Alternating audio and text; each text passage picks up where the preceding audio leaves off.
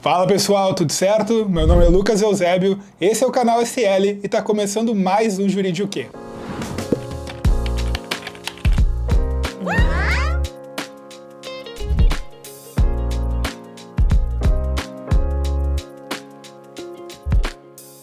Então pessoal, hoje a gente vai tratar de um tema muito importante durante toda a jornada de crescimento de uma startup ou de uma empresa de tecnologia, e todas elas vão passar por isso, independente do seu objetivo, seja abrir capital, seja passar por um M&A, que é o processo de due diligence.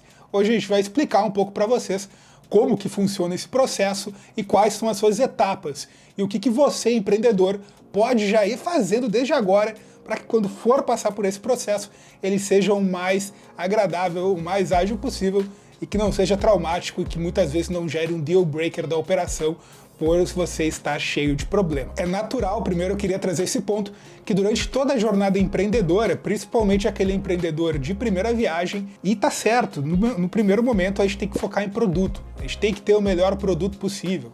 A gente começa com uma ideia, tem um MVP, desenvolve o produto, faz venda, acaba pensando muito mais em growth, muito mais no produto, em venda, no produto realmente ir para o mercado e a empresa começar a ter lucro, começar a ter faturamento. Nessa priorização, é natural que esses pontos sejam priorizados e a estrutura jurídica, muitas vezes, ou a estrutura operacional e toda a operação da empresa da parte de vista de back office acabem ficando para um segundo momento.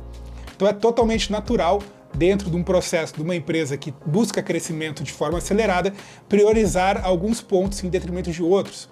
Nesse ponto, é importante a gente entender o que a gente deixou para trás e o que a gente pode ir organizando no meio do caminho. É totalmente natural que quando a gente faça uma DD, e aqui eu já tranquilizo vocês, toda empresa tem problema. É natural que aquele founder olhe, cara, eu vou passar por uma DD, vão achar um monte de coisa aqui, um monte de passivo. Fique tranquilo. É natural que no meio do processo empreendedor não é algo linear, que você vai ter problemas. Toda empresa tem.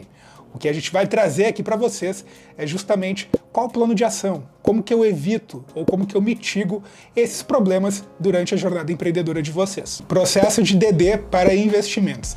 É natural que dentro de uma jornada de investimento a gente passe por uma corrida de revezamento na hora de captar investimento no mercado. O que isso quer dizer, Lucas? É natural que dos primeiros investimentos eu vá fazer com o FFF, o famoso Friends, Full Family, aqueles investimentos mais arriscados, com um cheque um pouco menor, para impulsionar a ideia do papel. Então o negócio começa a dar certo, eu vou atrás de investidores um pouco mais profissionais, uma aceleradora, um fundo de investimento, um anjo.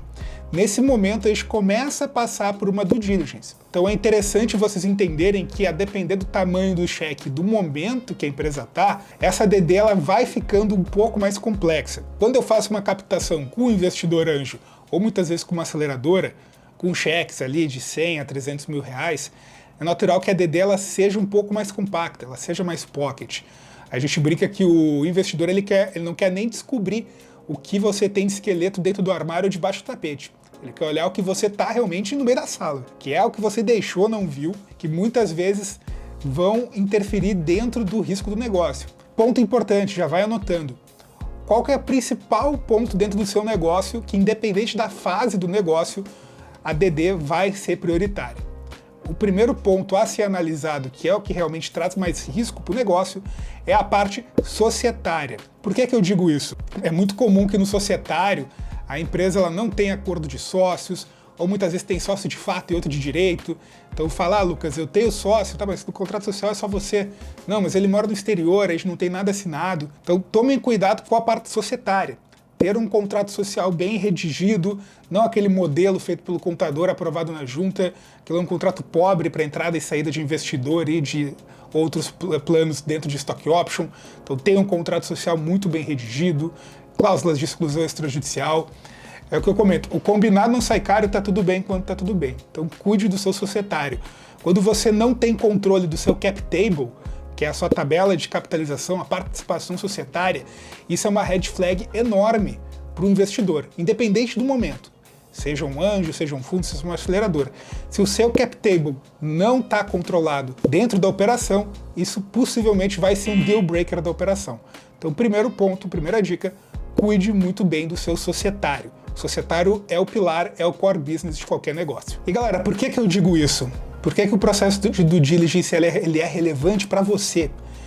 A gente que dentro do escritório trabalha com muitos investidores profissionais, family offices, e eles comentam pra gente: Lucas, eu já passo por risco de mercado, risco de concorrência, risco do próprio modelo de negócio, o investimento em startups já é um mercado de risco, então por que você, empreendedor, vai fazer ocorrer um outro risco que muitas vezes ele é um risco evitável?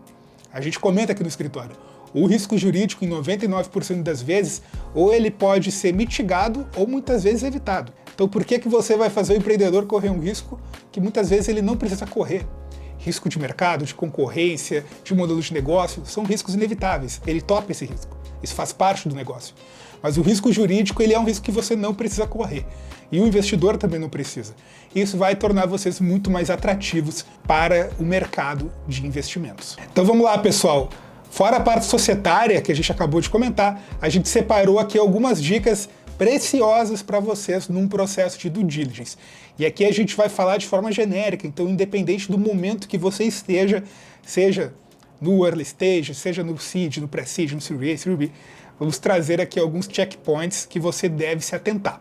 Obviamente que dependendo do momento de captação e da complexidade do teu negócio, se ele não está mais no Brasil, se ele já está flipado lá para fora, a gente pode ter outros pontos de DD que a gente analisa caso a caso. Mas aqui a gente buscou trazer de forma geral o que vocês têm que revisitar agora dentro da empresa de vocês. Galera, fora o societário, a segunda dica muito importante de ouro que vocês têm que ter é o cuidado com a propriedade intelectual ou industrial de vocês dentro do negócio. Como assim, Lucas?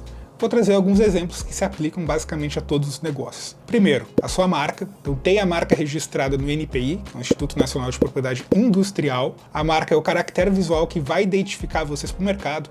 Muitas vezes é só o nome, muitas vezes é o caractere visual, que é a grafia e também a identidade. Muitas vezes é só um logo.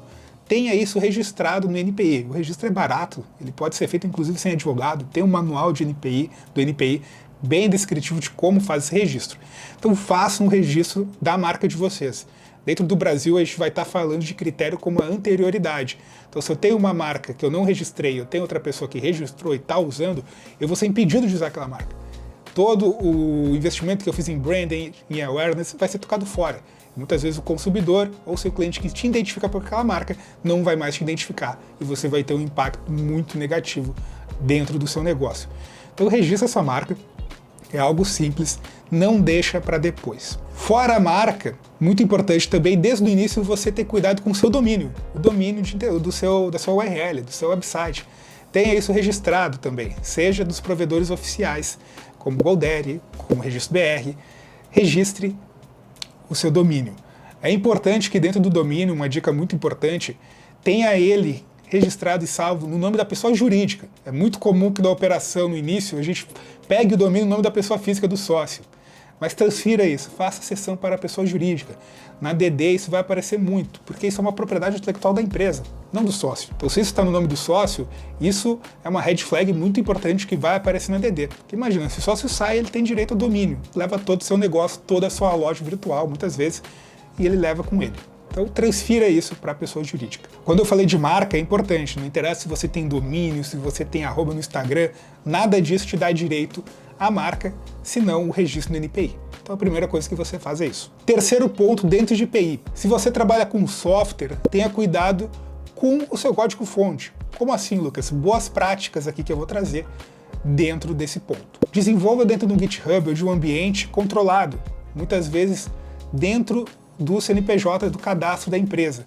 Não, cuidado quando você for contratar um dev, seja uma software house, seja um dev interno, e ele desenvolva isso no ambiente dele, ou muitas vezes não controlado. Você não sabe quem está tendo acesso àquele código. Então tenha isso no ambiente controlado e contratos de prestação de serviço junto com esse colaborador, seja in-house ou externo, prevendo a cessão de API. A gente fala aqui no Brasil, o que vai regular o software é a Lei de Direitos Autorais, a LDA. Está no nome, Lei de Direito Autoral, ela visa proteger o autor. Então é muito importante eu ter dentro dos meus contratos bem estabelecidos de quem que é o direito moral da obra e de quem que é o direito econômico daquela obra. O direito moral ele é inalienável, ele sempre vai ser o desenvolvedor, ele sempre vai ser o autor daquela propriedade. Mas a exploração econômica, quem pode vender, licenciar, sublicenciar, é você. Então tenha isso muito bem organizado para evitar disputas do principal ativo do seu negócio, que é o seu software. E por último, ainda dentro de TI, se o seu negócio muitas vezes envolver hardware, tenha a patente do seu negócio. Tome cuidado, software no Brasil ele não é patenteável, pessoal. Nos Estados Unidos aqui não. Então aqui dentro do Brasil a gente vai proteger software via direito autoral. Se o seu hardware tiver software embarcado, é uma possibilidade também da gente providenciar e pleitear um pedido de patente. Fora isso, se for software puro, não se preocupe com patente, se preocupe com os contratos. Ah, Lucas, mas eu ouvi falar que eu preciso ter o registro de software no NPI. Pessoal, eu sempre falo aqui no escritório, a gente não recomenda o registro de software do NPI, porque o registro ele é puramente declaratório. O NPI não vai analisar aquele processo e toda vez que você atualizar o seu código, você vai ter que fazer um novo registro. Muitas vezes é legal você ter, se você for participar de algum processo de licitação, às vezes tem esses requisitos. Mas, cara, ele não vai proteger o teu software, ele não vai te trazer segurança nenhuma. Ele vai trazer apenas um registro de anterioridade autodeclaratório. Galera, terceira dica muito importante, os contratos comerciais do seu negócio. Muito importante no processo de DD, quem está comprando vocês ou investindo, vai olhar com quem vocês têm os contratos. Muito comum dentro do negócio eu ter, às vezes, no início da startup, 6, 7, 10 clientes e o teu principal faturamento vem de 1, 2 ou 3 clientes. Tome cuidado com esses contratos que geram aí mais de 60, 70% da receita do seu negócio. Na DD eles vão pedir para vocês, como é que tá esses contratos? Tá vigente? Tem cláusula de renovação automática? Ele já está acabando ou não? Isso é importante para a receita do negócio na continuidade dele. Então tenha cuidado com os seus contratos comerciais. Eu sempre digo, cliente padrão, a gente pode ter o contrato padrão, até para facilitar o arco comercial, não precisa ser aquele contrato de uma página, nem aquele de 50, mas os seus clientes principais, os seus clientes realmente importantíssimos para o seu negócio, tenha contratos muito bem redigidos com eles. Isso vai ser solicitado na DD. Galera, quarta dica importante, parte tributária. A parte tributária ela não é muito visitada no início da operação pelas startups, e isso é um grande equívoco. Então tome cuidado muitas vezes, Lucas, meu modelo de negócio é intermediação, mas eu estou tributando com um KNAI de website, muitas vezes, desenvolvedor design de website, porque a alíquota de um é 2, no outro é 15, lá no Simples Nacional da primeira faixa. Tome cuidado com isso, porque essa conta sempre vai vir. Você só está dando uma barrigada nessa conta. Então você pode estar tributando equivocado e gerando um passivo oculto. Dentro da DD contábil e financeira, isso vai ser levantado. Então vai ser feito um cálculo de tudo que você deveria ter pago correto, e isso vai ser contingenciado dentro da operação. Isso vai influenciar muito no apetite do negócio. É padrão de mercado que quando o passivo chega em algo em torno de 10% do valor da operação, o investidor ele pode dar deal breaker da operação. Então tome cuidado com o tributário, ele pode não incomodar no início, mas faça as coisas corretas desde o início. Emita a nota, tenha um KNAI adequado, preencha os requisitos dentro do Simples Nacional, porque isso vai aparecer, uma hora ou outra. Galera, quinta dica importante para vocês. Formato de contratação dentro da empresa. A gente fala muito dentro do mercado de tecnologia. Lucas, mas os meus devs são PJs, eles não são CLT, eles até preferem ser PJ. Não tem problema, pessoal. O que vocês têm que tomar cuidado é, PJ é prestador de serviço, CLT é colaborador dentro da empresa. Os dois formatos de contratação são totalmente diferentes e um não sobrepõe ao outro. Depende da realidade dos fatos. Se ele é prestador de serviço, ele não vem dentro da empresa, você não cobra horário, subordinação, pessoalidade dele, ele é um prestador de serviço. Ele vai prestar o serviço para você, ele vai entregar aquele objeto dentro do prazo, com pagamento adequado e vai cumprir aquele contrato PJ. Agora, se você pega um PJ e trata ele como CLT, exige que seja sempre a mesma pessoa, ele abriu aquela conta PJ, ele só emitiu nota para ti, ele tem que estar dentro da empresa, ele tem que ter carga horária, isso tudo é um risco, é um passivo de desconsideração desse contrato PJ para um CLT. Isso vai ser feito, vai aparecer dentro da DD todas as verbas que você deveria ter recolhido dentro desse contrato ou não. Então tenha muito cuidado com as relações. Não tem problema eu ter o contrato PJ, não tem problema eu ter o contrato CLT. Cada um vai ter o seu risco. O importante é que a realidade dos fatos, a primazia da realidade, que a gente fala no direito trabalhista, seja respeitada para que você não acabe gerando um passivo trabalhista muito alto. Dentro da DD é normal ver esse passivo e ele ser contingenciado.